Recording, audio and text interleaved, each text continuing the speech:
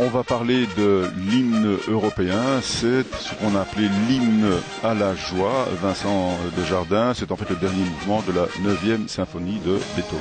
Oui, comme vous le disiez tout à l'heure, normalement il n'est pas chanté, on le joue seulement dans d'autres défilés à l'étranger, il est chanté également. Mais pourquoi est-ce qu'on ne peut pas le chanter?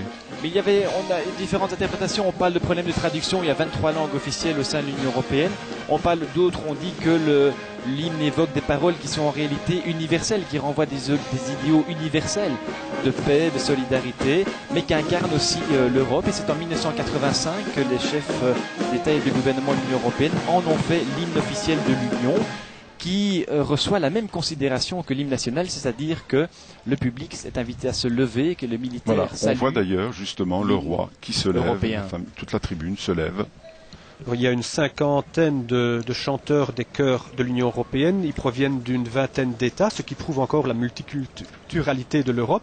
Et ils ont été rejoints par 20 élèves de l'Académie des Arts de la ville de Bruxelles. La 9e, bien connue, de Beethoven, l'hymne à la joie.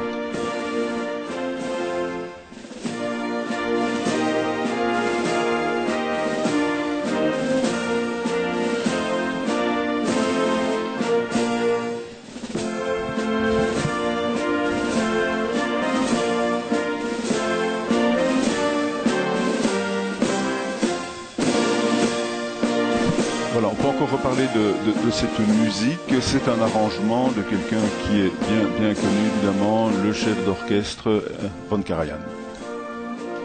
Et on remarque également que les militaires saluent lorsqu'on exécute l'hymne européen, qui est donc vraiment reconnu officiellement, et les militaires saluent comme pour n'importe quel autre hymne national.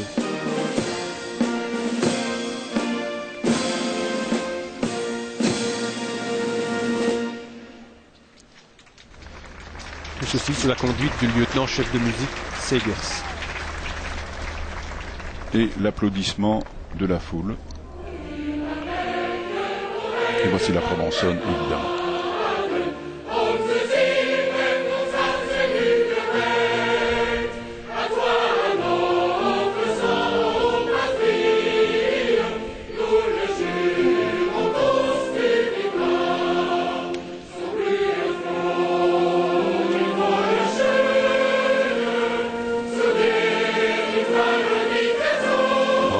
Qui, vous le voyez, est chanté par les chœurs de l'Union européenne.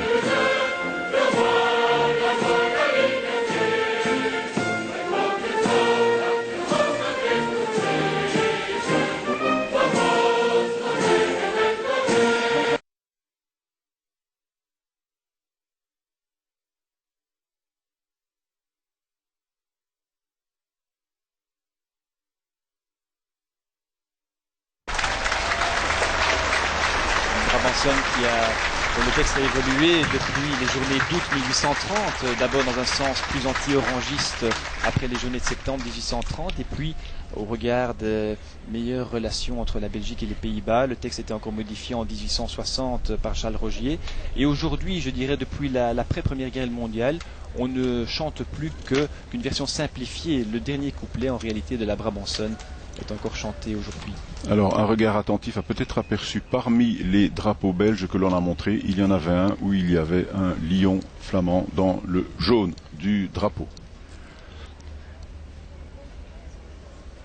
On s'oriente donc forcément vers la fin de cette partie défilée. Ici, revoilà le fameux drapeau avec le lion.